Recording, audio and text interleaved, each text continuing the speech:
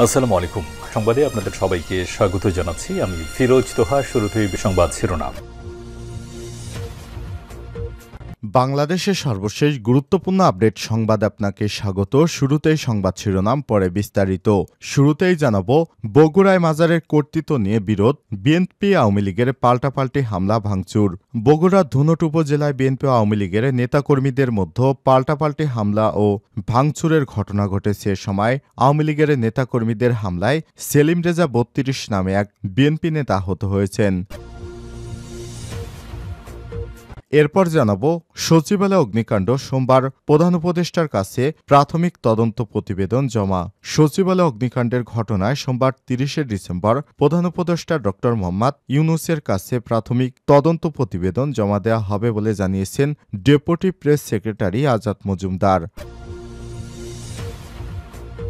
এদিকে বৈঠকের সিদ্ধান্ত প্রত্যাখ্যান, ট্রেনি চিকিৎসকদের অবরোধ অব্যাহত।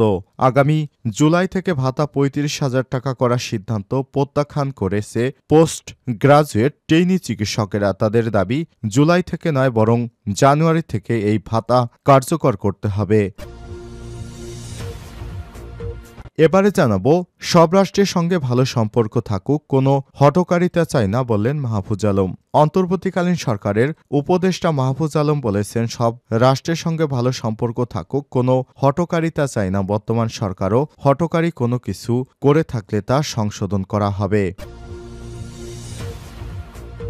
এদিকে জুলাই ছাত্র জনতার অভ্যুত্থানের স্মৃতি সংরক্ষণ বিষয়ে জরুরি নির্দেশনা জারি।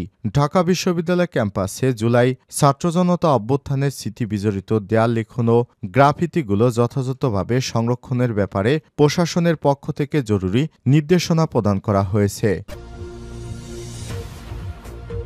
এবং সর্বশেষ জানাবো, শুকিয়ে নষ্ট হচ্ছে ফরিদপুরের চিনিকলের শত শত মেট্রিক টন আখ। ফরিদপুরের মধুখালীতে অবস্থিত বৃহত্তর ফরিদপুরের অন্যতম ভারী শিল্প প্রতিষ্ঠান ফরিদপুর চিনিকলের যান্ত্রিক ত্রুটির কারণে চলতি ২০২৪-২৫ মাড়াই মৌসুম চালুর দ্বিতীয় সপ্তাহে ১৮ ঘণ্টা ব্রেকডাউনের পর স্বল্প পরিসরে শনিবার আখ মাড়াই শুরু হলেও রাত 10:30টার দিকে মাড়াই আবার বন্ধ হয়ে যায়। প্রিয় দর্শক, এতক্ষণ শুনছিলেন সংবাদ শিরোনাম, এবারে বিস্তারিত। তবে তার আগে বন্ধুরা, অনুরোধ থাকবে সংবাদটিতে একটি লাইক দিন। এই চ্যানেলে আপনি নতুন হয়ে থাকলে আমাদের সংবাদটি দেখতে দেখতে চ্যানেলটি সাবস্ক্রাইব করে রাখুন, যাতে করে বন্ধুরা আমাদের পরবর্তী লেটেস্ট আপডেট সংবাদগুলো সবার আগে আপনার কাছে পৌঁছে যায়। এবারে বিস্তারিত। বগুড়ায় মাজারের কর্তৃত্ব নিয়ে বিএনপি আওয়ামী লীগ পাল্টাপাল্টি হামলা ভাঙচুর। বগুড়ার ধুনট উপজেলায় বিএনপি ও আওয়ামী লীগের নেতাকর্মীদের মধ্যে পাল্টাপাল্টি হামলা ও বাড়িঘর ভাঙচুরের ঘটনা ঘটেছে। সময় আওয়ামী লীগের নেতাকর্মীদের হামলায় সেলিম রেজা ৩২ নামে এক বিএনপি নেতা আহত হয়েছে। থানা পুলিশ ও স্থানীয় সূত্র থেকে জানা গেছে, উপজেলার মথুরাপুর ইউনিয়ন জোলাগাতি শাহ সুফি হজরত পীরপাল বড় দেওয়ান রাদিয়াল্লাহু তাআলা মাজার শরীফের কর্তৃত্ব নিয়ে আওয়ামী লীগ ও বিএনপির মধ্যে বিরোধ রয়েছে। অবস্থায় শনিবার সকাল ৯টায় মথুরাপুর ইউনিয়ন বিএনপির যুগ্ম সম্পাদক গোবিন্দপুর গ্রামের সেলিম রেজা ব্যবসার কাজে জোলাগাতি মাজার এলাকায় যান। এ সময় মথুরাপুর ইউনিয়নের ৯ নং ওয়ার্ড আওয়ামী লীগের সভাপতি জোলাগাতি গ্রামে নাসির উদ্দিন ও তার লোকজন বিএনপি নেতা সেলিম রেজার উপর হামলা চালায়। হামলাকারীদের বিরুদ্ধে বিএনপি নেতা সেলিম রেজাকে মারপিটে আহত করে তার কাছ থেকে প্রায় ৭০,০০০ টাকা ছিনিয়ে নেওয়ার অভিযোগ উঠেছে। আহত সেলিম রেজাকে ধুনট উপজেলা স্বাস্থ্য কমপ্লেক্সে ভর্তি করা হয়েছে। এই ঘটনার সংবাদ পেয়ে সেলিম রেজার স্বজনেরা ক্ষুব্ধ হয়ে হামলা চালায় আওয়ামী লীগ নেতা নাসির উদ্দিনের ভাই ইয়াকুব আলীর বাড়িঘর ভাঙচুর করেছে। এই ঘটনায় থানায় পাল্টাপাল্টি মামলা দায়েরের প্রস্তুতি চলছে। বিষয় ইয়াকুব আলী বলেছেন, বিএনপি নেতা সেলিম রেজাকে মারপিটের ঘটনার সঙ্গে আমি জড়িত ছিলাম না, তারপরও সেলিম শত্রুতামূলক ভাবে আমার বাড়িঘর ভাঙচুর করেছে। এই ঘটনায় থানায় লিখিত অভিযোগ করা হয়েছে। ধুনট থানার ভারপ্রাপ্ত কর্মকর্তা ওসি সাইদুল আলম বলেছেন, সংবাদ পেয়ে ঘটনাস্থল পরিদর্শন ও আহত বিএনপি নেতার চিকিৎসার খোঁজখবর নেওয়া হয়েছে। এই ঘটনায় অভিযোগ পেলে প্রয়োজনীয় ব্যবস্থা নেওয়া হবে। সচিবালয় অগ্নিকাণ্ড সোমবার প্রধান উপদেষ্টার কাছে প্রাথমিক তদন্ত প্রতিবেদন জমা। সচিবালয় অগ্নিকাণ্ডের ঘটনায় সোমবার ৩০শে ডিসেম্বর প্রধান উপদেষ্টা ড মোহাম্মদ ইউনূসের কাছে প্রাথমিক তদন্ত প্রতিবেদন জমা দেওয়া হবে বলে জানিয়েছে deputy press secretary Azad Majumdar. রোববার ২৯শে ডিসেম্বর প্রধান উপদেষ্টার বাসভবন যমুনার সামনে সমসাময়িক নানা বিষয় নিয়ে সাংবাদিকদের সঙ্গে আলাপকালে সব কথা জানান তিনি। আজাদ মজুমদার জানান, সচিবালয়ে আগুনের ঘটনায় সোমবার প্রাথমিক তদন্ত প্রতিবেদন প্রধান উপদেষ্টার কাছে হস্তান্তর করবেন তদন্ত কমিটির প্রধান। তবে তদন্ত কাজ এখনও চলমান আছে। ইতিমধ্যেই তদন্ত চলছে। অগ্নিকাণ্ড সহ বিভিন্ন আলামত সংগ্রহ করা হয়েছে। এর মধ্যে দেশে বেশ কিছু আলামতের পরীক্ষা নিরীক্ষা চলছে। তবে প্রয়োজন হলে বিদেশি কিছু আলামত পরীক্ষা নিরীক্ষা করা হবে।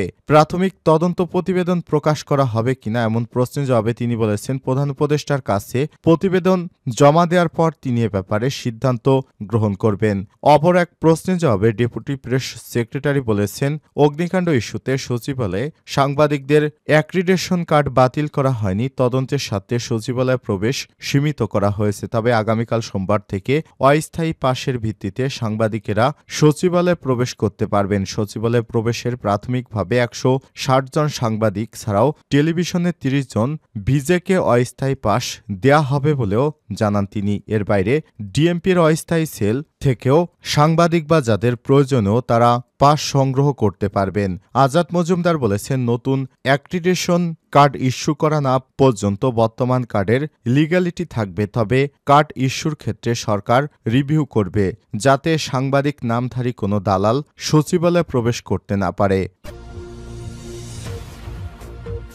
বৈঠকের সিদ্ধান্ত প্রত্যাখ্যান, ট্রেনি চিকিৎসকদের অবরোধ অব্যাহত।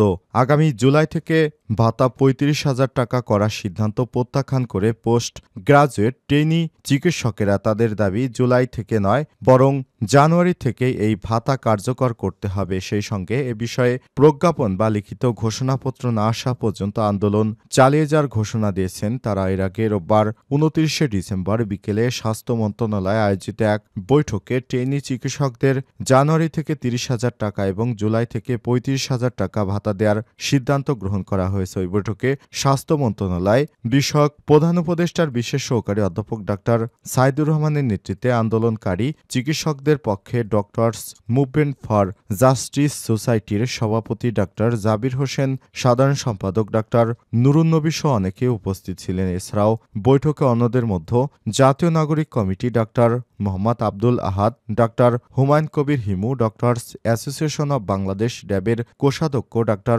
জহুরুল ইসলাম শাকিল, ন্যাশনাল ডক্টরস ফোরামের এনডিএফের ভাইস প্রেসিডেন্ট অধ্যাপক আতিউর রহমান, যুগ্ম সম্পাদক ডাক্তার রুহুল কুদ্দুস বিপ্লব সহ আরও অনেকেই উপস্থিত ছিলেন। ওই সময় বৈঠকে নেওয়ার সিদ্ধান্ত মেনে নিয়েছিল আন্দোলনরত পোস্ট গ্রাজুয়েট ট্রেনি চিকিৎসকদের প্রতিনিধি দল। তবে আন্দোলনরত অন্যদের সঙ্গে আলোচনা শেষে সেই সিদ্ধান্ত থেকে সরে এসেছে পোস্ট গ্রাজুয়েট ট্রেনি চিকিৎসকেরা। রোববার বিকেলে 5:30টার দিকে আন্দোলনরত চিকিৎসকদের সংগঠন ডক্টরস মুভমেন্ট ফর জাস্টিস সোসাইটির সাধারণ সম্পাদক ডাক্তার নুরুন্নবী এই ঘোষণা দেন। সব রাষ্ট্রের সঙ্গে ভালো সম্পর্ক থাকুক, কোনো হঠকারিতা চাই না মাহফুজ আলম। অন্তর্বর্তীকালীন সরকারের উপদেষ্টা মাহফুজ আলম বলেছেন, সব রাষ্ট্রের সঙ্গে ভালো সম্পর্ক থাকুক, কোনো হঠকারিতা চাই না। বর্তমান সরকারও হঠকারী কোনো কিছু করে থাকলে তা সংশোধন করা হবে। রোববার ২৯শে ডিসেম্বর ঢাকায় পররাষ্ট্র মন্ত্রণালয়ের সাংবাদিকদের এসব কথা বলেন তিনি। মাহফুজ আলম বলেছেন, কোনো দলে নয় বরং বাংলাদেশের মুখপাত্র হবে পররাষ্ট্র মন্ত্রণালয়, কোনো দলকে প্রতিনিধিত্ব করবে না। এ সময় তিনি বলেছেন, সরকার বদলালে যাতে পররাষ্ট্র নীতি বদলাতে না হয় সে বিষয়ে সামনে রেখে রাজনৈতিক দলগুলোর মধ্যে পররাষ্ট্র নীতির বিষয়ে আলোচনার মাধ্যমে সিদ্ধান্ত নেওয়া দরকার। উপদেষ্টা মাহফুজ বলেছেন, আমরা শুনতে পাচ্ছি ভারতে একটি রাজনৈতিক সিদ্ধান্ত নিয়েছে যে সাবেক প্রধানমন্ত্রী শেখ হাসিনাকে তারা ফেরত দেবে না, কিন্তু রাষ্ট্রের জায়গা থেকে আমাদের যেটি করা দরকার সেটি করা হচ্ছে। বাস্তবধর্মী পদক্ষেপ, কোনো ধরনের হঠকারিতা আমরা করতে পারি না। আমাদের রাষ্ট্রের রাষ্ট্রের সার্বভৌমত্ব, আমাদের জাতীয় নিরাপত্তা, আমাদের অখণ্ডতা, এই জিনিসগুলো আমাদের জন্য খুবই গুরুত্বপূর্ণ ইস্যু। আমরা কিভাবে শক্তি বৃদ্ধি করতে পারি সেদিকে মনোযোগ দিতে চাই। এ সময় তিনি বলেছেন, কোনো বিষয় আমাদের খতিয়ে দেখতে হবে। তিনি বলেছেন, কোন রাষ্ট্র কি করলো না করলো সেটি তাদের থেকে গুরুত্বপূর্ণ হচ্ছে আমাদের সক্ষমতা বাড়ানো এবং সেখান থেকে দর কষাকষির ক্ষমতা বাড়ানো। বাংলাদেশে যদি সক্ষমতা বাড়াতে পারে, দর কষাকষির ক্ষমতা বাড়বে আন্তর্জাতিক অঙ্গনে, আর এটা আমাদের জনগণকেই উপকৃত করবে।